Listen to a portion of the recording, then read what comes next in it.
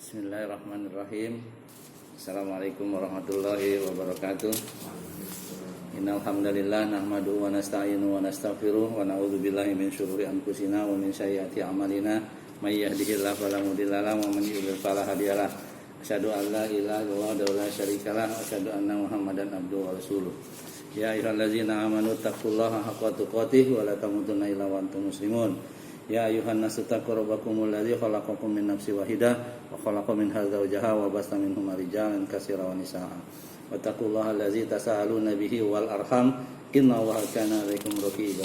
Ya ayyuhallazina amanu taqullaha wa qulu qawlan sadida yuslih lakum a'malakum wa yaghfir lakum dzunubakum wa may yuti'ir rasulahu faqad faza fawzan 'azima. Amma ba'du fa inna khairal kalami kalamullah wa khairal hadi haji Muhammad sallallahu alaihi wasallam.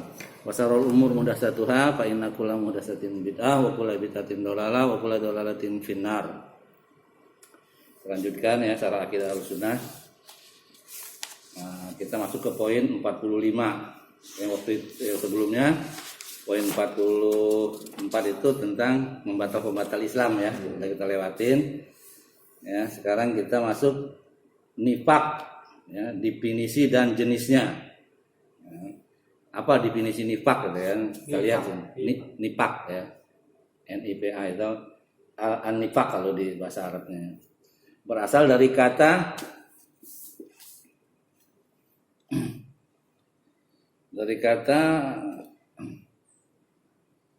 nafaqo ya. Atau yunafiku atau nifakol ya. Atau munafakotin ya, munafakotan yang diambil dari kata an-nifaq ya, atau an-nafiqo ya. Nifaq secara bahasa atau etimologi berarti salah satu lubang tempat keluarnya yarbu. Nah, yarbu hewan jenis tikus ya. Yarbu. Salah satu lubang tempat keluarnya yarbu. Nah, dari sarangnya, di mana jika ia dicari dari lubang yang satu, maka ia akan keluar dari lubang yang lain. Ya, seperti tikus itu kan.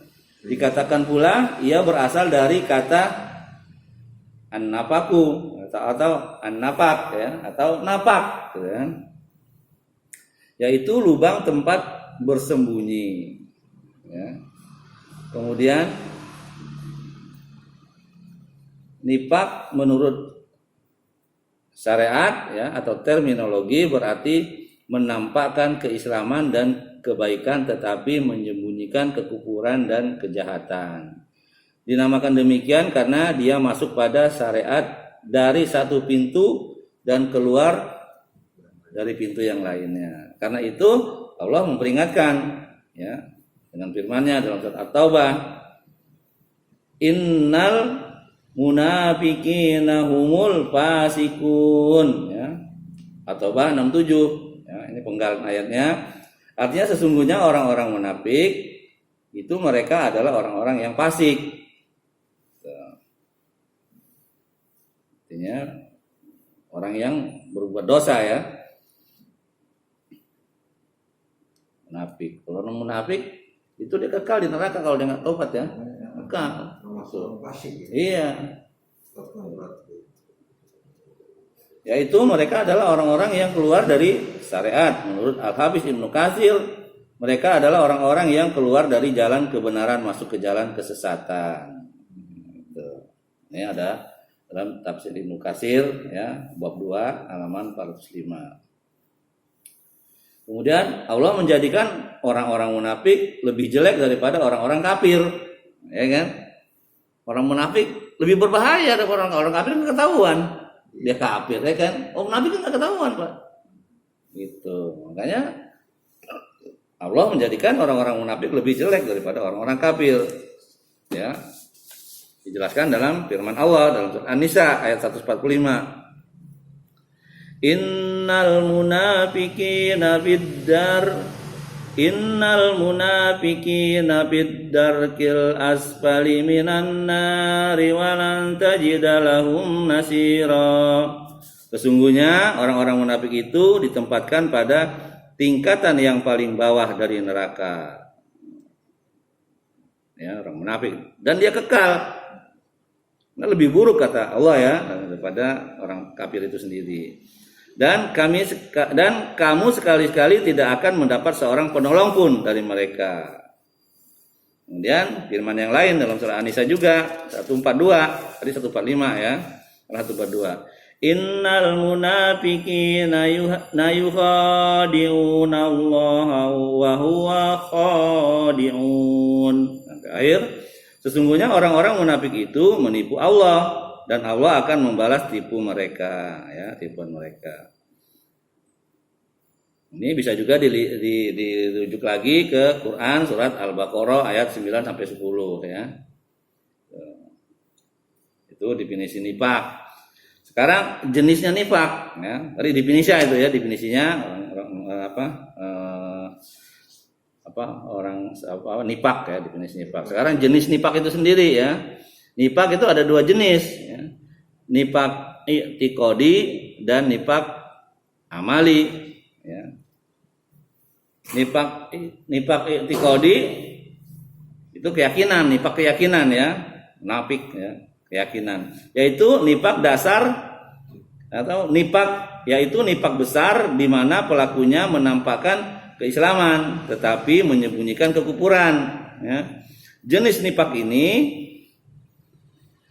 menjadikan pelakunya keluar dari agama dan dia berada di dalam kerak neraka ya, nauzubillah. Lebih parah orang kafir ya.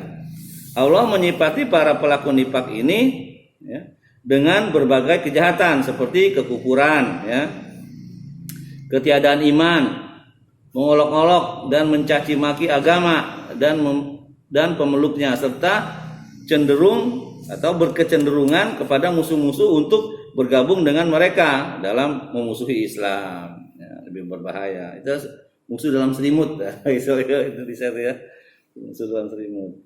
Orang-orang munafik jenis ini senantiasa ada pada setiap zaman, lebih-lebih ketika tampak kekuatan Islam ya, dan mereka tidak mampu membendungnya secara lahiriah.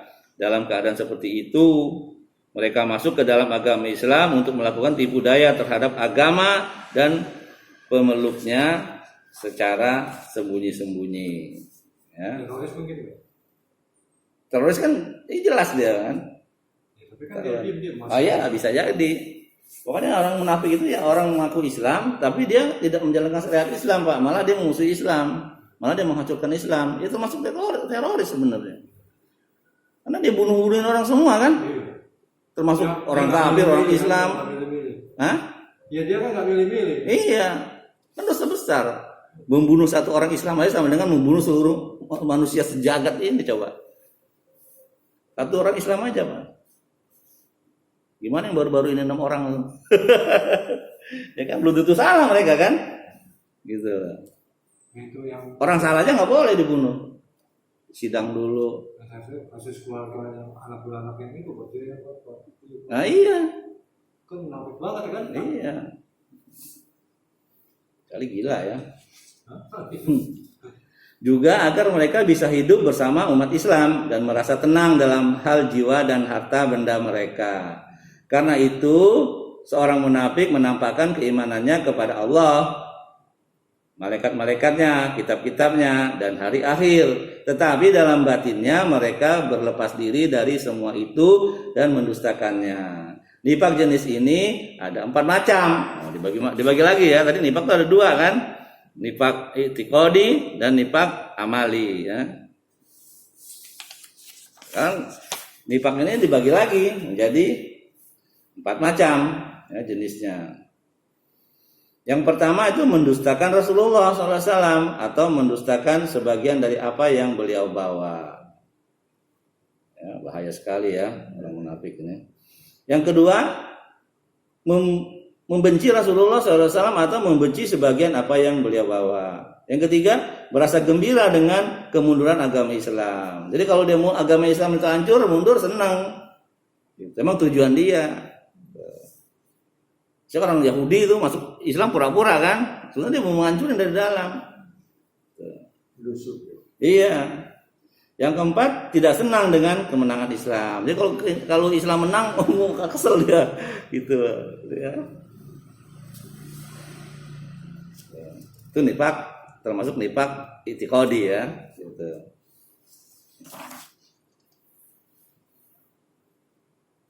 Kemudian nifak amali ya. Kalau i'tiqadi tadi itu kan keyakinan. Nah, ini nifak amali itu amal ya.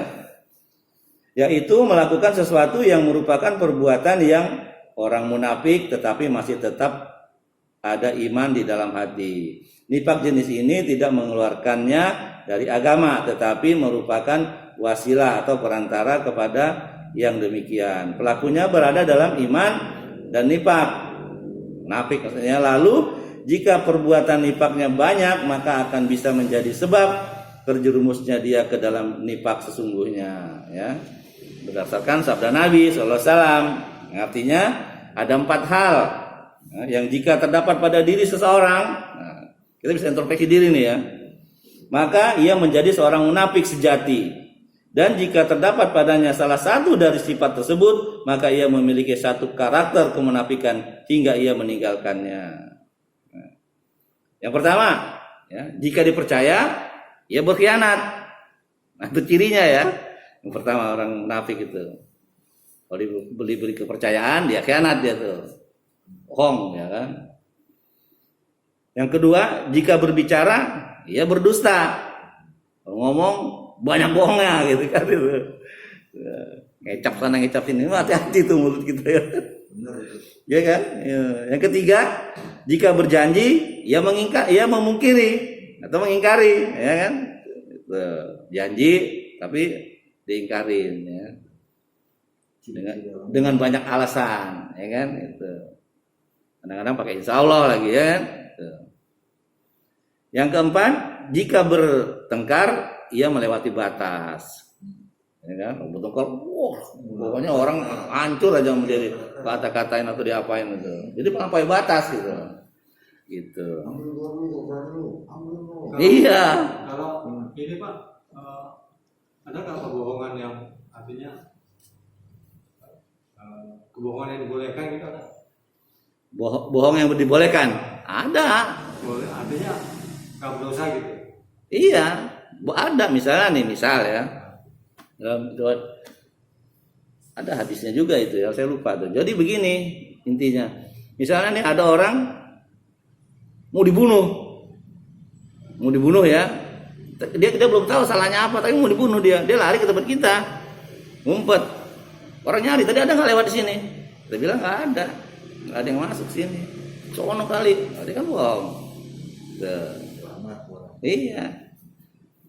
Seperti Nabi Ibrahim. Nanti kalau kamu ketemu ini Raja Namrud, ya, jangan kamu bilang istri saya, bilang aja saudara. Padahal itu istrinya, Sarah itu. Dia berbohong juga kan? Tapi untuk kebaikan nggak berdosa. Gitu. Iya, gitu. Atau juga yang dia menghancurin patung kan yang ngancurin dia. Tapi dia nggak ngaku. Tanya tuh sama patung yang paling gede, apakah ada di dia? Kan gitu. Dia kan berbohong juga kan gitu. Kalau mata-mata munafik juga kan ya? Mata-mata kalau untuk beneran boleh. Misalnya orang Islam nih, dia mau perang, dia memata-matai musuh boleh. Memata-matai musuh dia boleh. Jadi ikut nyusup ke musuh. Iya, nyusup. Bagaimana strategi musuh, apa strateginya? Nanti dia lapor, strateginya begini. Jadi kita punya penangkalnya. Boleh kalau itu nggak apa-apa. Dalam peperangan kan, gitu. Kalau Islam ya, mungkin orang sana juga bisa juga, tapi kadang Allah kalau bisa aja ketahuan nama Allah yang ngasih tahu kan, karena semua peperangan itu Allah semua yang bimbing gitu kan. Tapi kalau dokter itu Pak, ada nggak yang punya artinya ya tapi dia bohong tapi untuk kebaikan ada? Misalnya nggak tahu, saya tanya sama dokter itu. Menutupi penyakit, menutupi pasien, Ya. tidak jujur gitu. Sebenarnya sih nggak boleh, kode etik juga nggak boleh nutup-nutupin. Enggak, soalnya waktu kawan saya meninggal, kan udah benar-benar mau meninggal ya. Itu udah hampir mulutnya itu. Saya besok waktu itu. Istrinya sama dia tuh ngomong, saya udah boleh makan apa-apa. Padahal itu kan udah luar biasa, udah larangan pantangan makan itu nggak boleh sebetulnya. Ya, nggak tahu saya kalau gitu berbohong. Ya jelas kalau berbohong untuk mengelabui orang ya nggak boleh. Tapi kalau untuk kebaikan, tadi itu ada contohnya tadi kan. Di antaranya tadi itu kan Nabi Ibrahim kan. Itu misalnya dokter takut dia nih kalau dikasih tahu sok misalnya gitu kan. Nah, mungkin iya gitu kan berbohong untuk kebaikan daripada temannya Pak Jono sakit nih parah nih ya. Terus nanya istrinya, dok, istri saya, suami saya gimana? Boleh makan boleh nggak boleh? Boleh. Artinya intinya berbohong dalam kebaikan ya, bolehnya gitu. Tapi bilang, dokter tahu bahwa itu udah nggak bisa ditolong itu. iya. Nanti setelah itu baru dia nih Ya. yang tadi saya omongkan tadi itu saya menyenangkan hatimu supaya tidak kamu kata Pak Jono nongkrong dokter menanyakan dokternya gitu loh Pak. Ya, tadi hadis Al-Bukhari nomor 34 2459 dan 3178 itu Bukhari dan Muslim nomor 58, Ibnu Hibban nomor 254 dan 255, Abu Daud nomor 4688 dan yang lainnya ya. Tapi kalau dia bertobat ini Pak Indra, diampuni Allah nggak? Apa? Orang yang apa tadi ini Pak? Semua kalau tobat diampuni Pak. Ampuni ya. Loh, orang kafir aja dia tobat masuk Islam diampunin semua dosa ya kan. Tobat yang sungguh-sungguh ya. Itu kan Allah yang Maha tahu. Kalau ini kan nifak ini kan udah tahu dia Islam, tapi nggak melakukan kesungguh-sungguhan nggak mau ingkar ya kan. Iya. Gitu loh. Ya kalau dia tobat diampunin. Tetap diampunin. Tobat yang sebenarnya tobat itu kan benar-benar menyesal satu. Nggak mau melakukan lagi, benci dengan yang dia lakukan dulu-dulu itu gitu. Itu tobat kepada Allah itu. Kemudian kepada manusia dia minta maaf manusia itu yang dia bohongin itu. Gitu. Dia itu nggak mau melakukan lagi, dia itu diterima. Nggak ada yang nggak diterima Allah. Allah kan Maha Pengasih. Iya, artinya ya. Kalau itu tobatnya bohongan ya kan ketahuan juga Allah Maha tahu hati seseorang kan. Gitu. Makanya kita dianjurkan tuh istighfar ya, minta ampun pada Allah ya. Terkadang pada diri seseorang hamba terkumpul kebiasaan-kebiasaan baik dan kebiasaan-kebiasaan buruk, perbuatan iman dan perbuatan kufur ya dan nifak. Karena itu ia mendapatkan pahala dan siksa sesuai konsekuensi dari apa yang dilakukan, seperti malas dalam melakukan sholat berjamaah di masjid misalnya gitu kan. Ini adalah diantara sifat orang-orang munafik. Hati-hati itu. Gitu. Tapi kalau nggak ada ujungnya Pak ya? Hah? Kalau nggak ada alasannya Ya kalau ada alasan lain dong, ada sebabnya. Kan? Dia nggak mau sholat di masjid karena nggak ada alasan kan? Ya enggak ngomong kamu soalnya karena corona nggak apa-apa. Takut dia kan takut tertular misalnya. Boleh dibolehkan masih. Berarti itu ada alasan. Ada uzur namanya. Sakit misalnya, boleh. Ini kan yang dimaksudkan orang yang sehat nggak ada masalah apa-apa gitu kan, gitu. Ke masjid Pak. Iya. Tiap Jumat aja.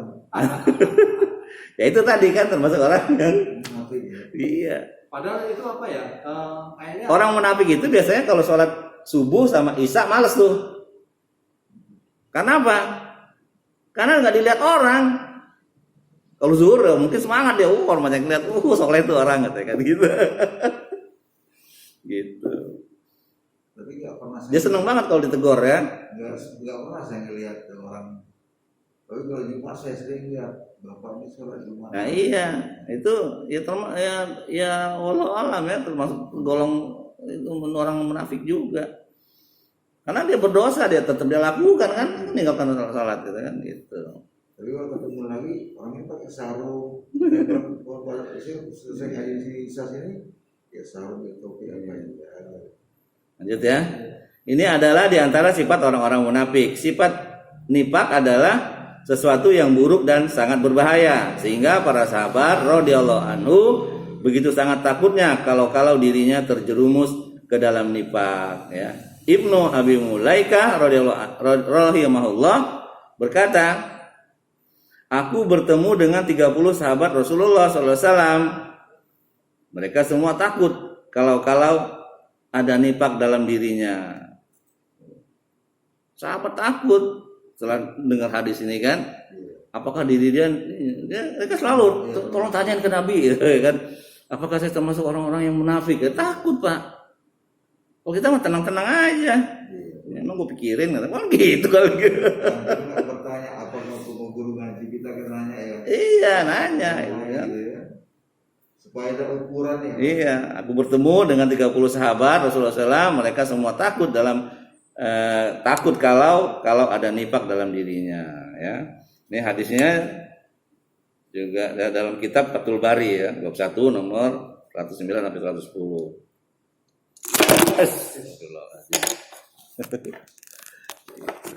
Sama berita hari ini TV, Ustadz Haikal bertemu dengan Rasulullah. Nah iya, itu jangan-jangan dia bohong, tapi ya udahlah kita nggak boleh ngomongin orang lah. Gitu. Dia ngaku-ngaku seperti itu kan. Ya. Itu banyak dibantah sama orang lain-lain juga ya, tapi ngapain dibantah, biarin aja. Kalau saya mah dia mau ngaku silahkan, apakah benar apa enggak itu walau alam. Kalau emang dia benar-benar orang yang alim ya, orang yang ini bisa jadi bertemu benar-benar dengan Rasulullah ya kan gitu. Tapi kalau dia bang meluk anaknya lah, beginilah ya kan, dia cerita ya, kita nggak tahu, nggak usah kita komentarin, dosa juga kan, komentar kita akan dicatat sama Allah gitu. Itu perbedaan antara nifak besar dan nifak kecil. Ya. Nifak besar mengeluarkan pelakunya dari agama, sedangkan nifak kecil tidak mengeluarkannya dari agama. Yang kedua, nifak besar adalah berbedanya yang lahir dengan yang batin dalam hal keyakinan, sedangkan nifak kecil adalah berbedanya lahir dengan yang batin dalam hal perbuatan, bukan dalam hal keyakinan. Berarti itu dong masih Pak. Hah? Yang orang nggak ke masjid itu termasuk Iya, kecil. Karena secara fisik ya. Iya, ini kan secara fisik, perbuatan kan itu. Lalu yang lahir ya, sedangkan batinnya perbuatan bukan dalam hal keyakinan. Nifak yang besar tidak terjadi, ini yang ketiga ya, nifak yang besar tidak terjadi dari seorang mukmin. Nah, sedangkan nifak kecil bisa terjadi dari seorang mukmin. Seperti apa tadi bilang kan, dia nggak termasuk nifak besar gitu kan. Kalau nifak besar itu kan dia bukan Islam, tapi dia masuk Islam gitu loh, pura-pura gitu. Orang mukmin nggak mungkin karena kebodohan nggak tahu gitu kan gitu, bisa aja. Tidak tahu kan? Iya, karena kebodohan, karena jahil ya. Yang keempat, pada umumnya pelaku nifak besar tidak bertaubat. Seandainya pun bertaubat, maka ada perbedaan pendapat tentang diterimanya taubatnya di hadapan hakim. Nah, ini tadi aku bilang ya. Nah, sini dijelaskan, seandainya pada umumnya pelaku nifak besar tidak bertaubat. Seandainya pun bertaubat, maka ada perbedaan pendapat tentang diterimanya taubatnya di hadapan hakim. Lain halnya dengan yang nifak kecil, pelakunya terkadang bertaubat pada Allah sehingga Allah menerima taubatnya. Ya. Itu ada di kitab Majmu' Fatawa ya. Dari firman Allah surat Al-Baqarah 18, Summum bukmun umyun fahum la yarji'un. Artinya mereka itu tuli, bisu dan buta, maka tidaklah mereka akan kembali ke jalan yang benar. Maksudnya bisu, tuli itu hatinya, ya, akan matanya, gitu. Bukan telinga ya. Iya, hati dia. Kemudian firman Allah surah At-Taubah ayat 126. Awala yarawna annahum yuftanuna fi kulli amin marratan aw marrataini summa la yatubuna wa lahum yazakkarun. Artinya, dan tidaklah mereka orang-orang munafik memperhatikan bahwa mereka diuji sekali atau dua kali setiap tahunnya. Kemudian mereka tidak juga bertaubat dan tidak pula mengambil pelajaran. Bahasa nifak besar ya. Nah, nggak nyadar dia gitu. Nah, ya. Nah itu ya tentang nifak dan definisinya. Sekarang kita masuk ke poin ke-46, al-wa'du dan al-wa'id. Nah, apa itu al-wa'du? Yaitu nas-nas Al-Quran dan As-Sunnah yang mengandung janji Allah Subhanahu wa taala pada orang yang taat dengan ganjaran yang baik, pahala dan surga. Adapun yang dimaksud dengan al-wa'di yaitu nas-nas yang terdapat ancaman padanya bagi orang-orang yang berbuat maksiat dengan azab dan siksaan yang pedih. Ya, kalau al-wa'du tadi jaminannya surga ya. Al-wa'id ya, al-wa'id itu untuk orang yang masuk neraka ya. Ancaman ya. Sedangkan keyakinan Ahlus Sunnah mengenai al-wa'du dan al-wa'id itu dibagi atas 8 poin. Yang pertama itu Ahlus Sunnah mengimani nas-nas al-wa'du, janji yang baik ya, surga, dan al-wa'di, ancaman tentang siksa neraka. Mereka menetapkan dan mengimaninya sebagaimana apa adanya dalam nas-nas tersebut dan tidak mentakwil ya. Dalilnya firman Allah surat An-Nisa ayat 48. Inna Allah la yaghfiru an yushraka bihi wa yaghfiru ma duna dzalika liman yasha wa man yusyrik billahi faqad iftara isman azima. Artinya sesungguhnya Allah tidak akan mengampuni dosa syirik dan Dia mengampuni segala dosa yang selain dari syirik bagi siapa yang dikehendakinya. Barang siapa yang mempersekutukan Allah, maka sungguh ia telah berbuat dosa yang besar ya. Dalilnya. Yang kedua, Ahlus Sunnah meyakini bahwa tidak ada seorang pun yang mengetahui tentang akhir dari kehidupan seorang ya. Akan tetapi orang yang menampakkan kekufuran yang besar, maka ia akan dihukum dengan apa yang ia lakukan dan diperlakukan sebagaimana bermuamalah dengan orang-orang kafir ya. Rasulullah sallallahu alaihi wasallam bersabda tentang akhir kehidupan seseorang ya. Sesungguhnya seseorang mengamalkan amal ahli surga menurut apa yang tampak bagi manusia, padahal ia termasuk ahli neraka. Dan seorang mengamalkan amalan ahli neraka menurut apa yang tampak bagi manusia, padahal dia termasuk ahli surga. Ya kan gitu. Jadi kita nih yang tampak amalan kita ini kan ahli surga nih, sholat segala macam ya. Tapi ternyata dia ahli nar gitu. Kita nggak tahu gitu. Orang kita lihat perampok segala macam gitu kan, pezina, dia kan mengamalkan penghuni neraka kan, tapi di akhir hayat dia ternyata ahli surga kan gitu. Nah ini para ulama menafsirkan orang mengamalkan ahli surga ternyata neraka itu adalah orang-orang yang munafik. Saya soal merasa bagaimana ya kan, atau dia melakukan ria gitu kan. Katanya dia soleh, makanya nggak boleh kalau orang meninggal, hoir, nggak boleh. Sok tahu lo janji palsu namanya kan. Kita jawab hoir, tahu nggak kita? Emang kita tahu perilaku orang meninggal tadi itu kita nyalakan? Nggak tahu kan? Iya, berarti kita bersaksi palsu itu. Hoir, tahu semua kan? Boleh. Imamnya juga dosa ya? Ya dosa lah, berjanji palsu dia. Yang sering itu kan itu Asori. Kalau ngelakuin Ayamti juga ada Ayamti. Sulaiman. Banyak lah, tapi itu nggak boleh ya. Kita nggak boleh nuduh orang ya. Dalam hadis diriwayatkan Al-Bukhari di atas terdapat tambahan ya, hadis tadi ya. Jadi orang yang melakukan ahlu surga ternyata dia ahlu nar. Kalau melakukan ahlu nar ternyata ahlu surga dia. Jadi zohir itu nggak menentukan. Jadi jangan bangga kita. Jadi kalau kita bangga kan ria namanya, ujub ya. Gitu. Gue mau udah rajin sholat, udah rajin baca Quran, udah rajin untuk ilmu. Nggak boleh gitu. Untuk ilmu diamalin nggak kan gitu ya. Karena dapat ilmu nggak diamalin, kita justru nanti bertanggung jawab sama dosa, Pak, gitu ya kan. Sesungguhnya seluruh amal perbuatan itu ditentukan berdasarkan akhirnya. Jadi bukan awal, Pak, akhirnya. Makanya ada teman kita di Majirin yang ngomong, "Wih, dia meninggal sayangnya, dia baru sebentar sholat." Katanya begitu. Udah meninggal. Jadi seolah-olah dia memvonis lu neraka lu. Gitu kan seolah-olah ya. Secara tersirat ya. Rasanya. Iya. Saya bilang orang tuh dinilai bukan awalnya apa akhirnya. Akhirnya bagaimana? Bapak udah masa rajin sholat, saya bilang gitu. Belum tentu di akhir hayat Bapak.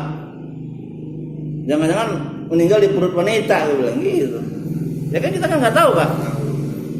Kita selalu berdoa minta jauhkan lah ya, kita minta dari jangan sampai suul ya, kita minta husnul khotimah.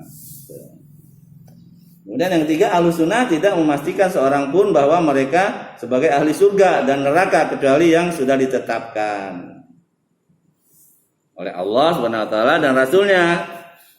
Mereka meyakini bahwa orang-orang yang mati dalam keadaan Islam, beriman, beramal soleh dan bertakwa akan dimasukkan ke dalam surga dengan dasar-dasar ayat-ayat dan hadis-hadis yang sahih.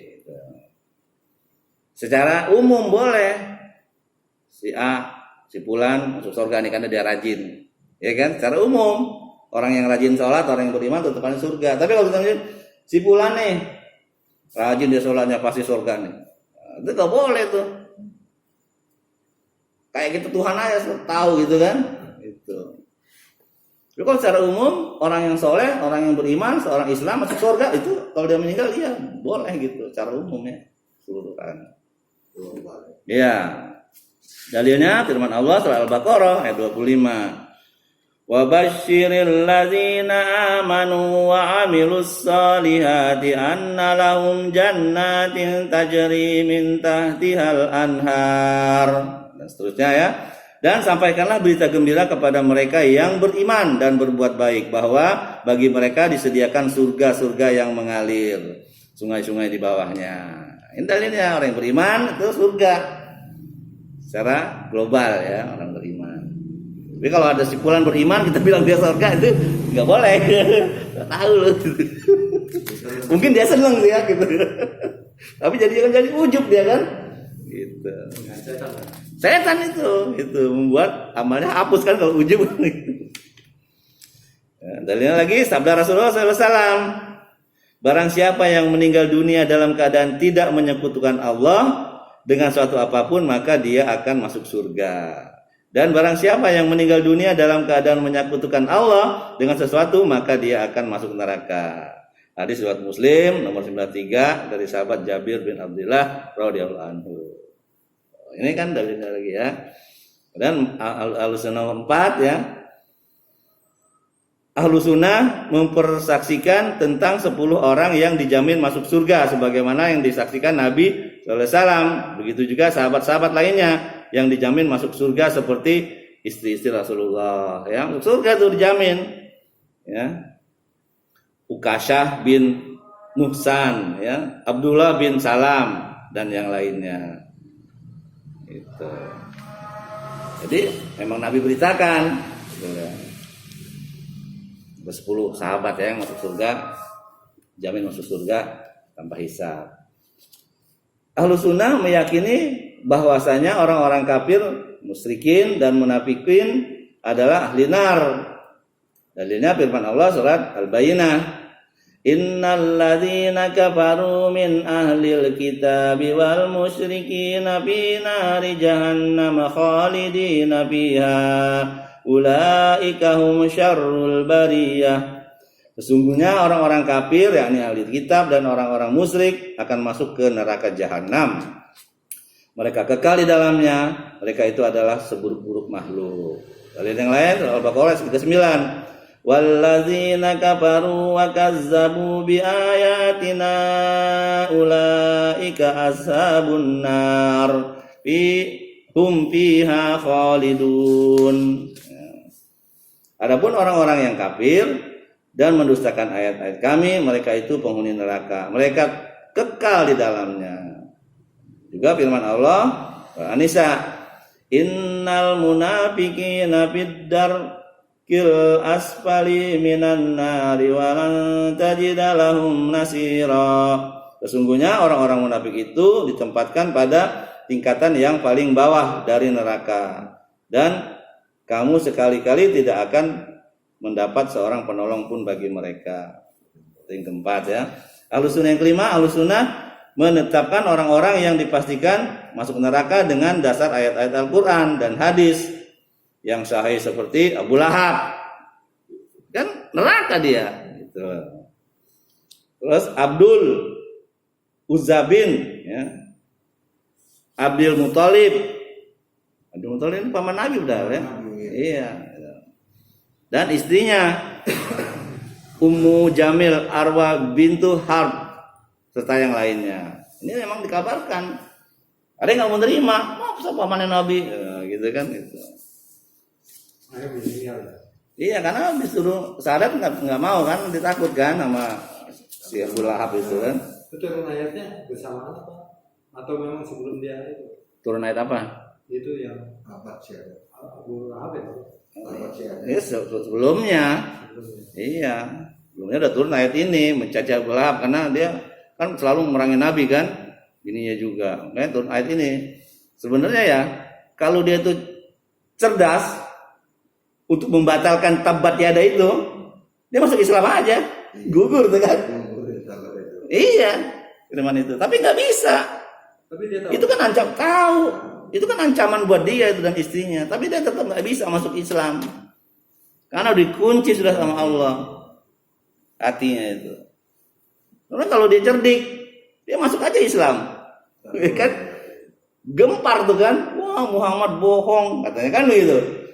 Ternyata ayatnya tuh bohong, tapi dia nggak bisa, karena Allah nggak nyampe pikiran dia gitu, ya itu. Ahlussunnah yang 6 meyakini bahwa surga tidak dipastikan kepada seorang pun walaupun amal perbuatannya baik, kecuali Allah memberikan kepadanya keutamaan dan rahmat, maka ia akan dimasukkan ke dalam surga dengan sebab rahmat Allah ya. Dalilnya firman Allah surah An-Nur ayat 21.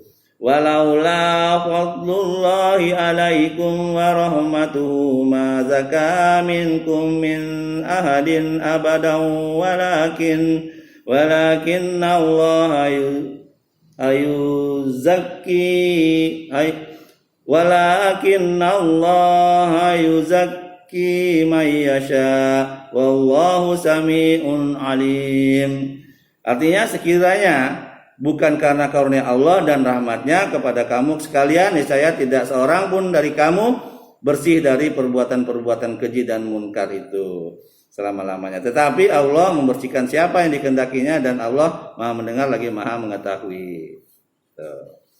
Ya, jadi masuk surga bukan karena amal kita, tapi karena rahmat Allah. Kemudian sabda Rasulullah, tidaklah seorang di antara kalian dimasukkan ke dalam surga karena amalnya. Nah, ini dia ya. Para sahabat bertanya, dan tidak juga engkau, wahai Rasulullah? Rasulullah menjawab, ya, tidak juga aku, kecuali Allah meliputiku dengan karunia serta rahmatnya. Hadisnya riwayat Al-Bukhari nomor 5673, 463, Muslim 2816, 75 dan Ahmad dan lainnya. Dari sahabat Abu Hurairah radhiyallahu anhu, lapasnya Ahmad dan Muslim. Ya kan? Jadi orang masuk surga itu bukan karena amal, karena rahmat Allah, sayang Allah gitu. Lanjut sedikit lagi ya. Yang 7, Ahlussunnah tidak memastikan azab bagi setiap orang yang diancam dengan siksa, kecuali bagi orang yang mengerjakan kekufuran. Karena bisa jadi Allah mengampuni dengan sebab ketaatannya, taubatnya, musibah-musibah yang dialaminya, dan sakit yang dapat menghapuskan dosa-dosanya, dan yang lainnya, ya, gitu. Jadi ternyata sakit bisa menghapus dosa, gitu, Pak. Jangan ngeluh kita. Kalau ngeluh sayang, itu udah sakit, dapat nggak ada ampunan kan, gitu.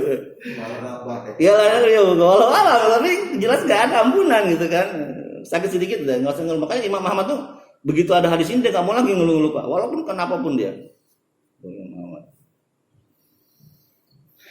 Dalilnya firman Allah tadi ya, Az-Zumar 3.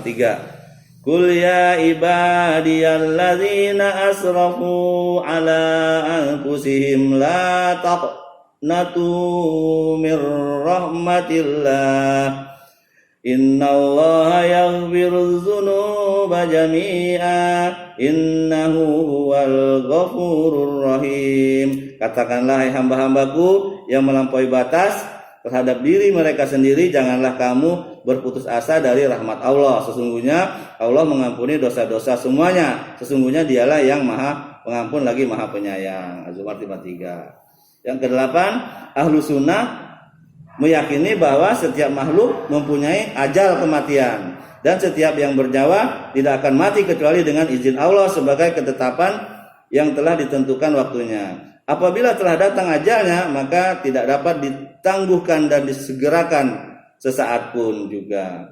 Maka sesungguhnya kematiannya akan datang pada waktu yang telah ditentukan. Jadi tidak ada yang tahu kapan kita mati kan. Dalilnya firman Allah dalam Ali Imran ya, ayat 145. Wa ma kana linafsin an tamuta illa bi iznillahi kitabam muajjala. Sesuatu yang bernyawa tidak akan mati melainkan dengan izin Allah sebagaimana ketetapan yang telah ditentukan waktunya. Kemudian dari yang berikutnya itu surat Yunus ayat 49. Qul la amliku li nafsi darran wa la naf'an illa ma syaa Allah likulli ummatin ajal idza jaa ajaluhum fala yastakhiruna sa'ah wa la yastaqdimun. Artinya, katakanlah, aku tidak berkuasa mendatangkan kemudaratan dan tidak pula kemanfaatan kepada diriku, melainkan apa yang dikehendaki Allah.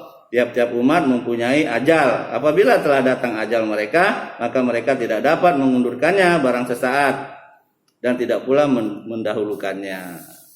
Itu Pak. Ya.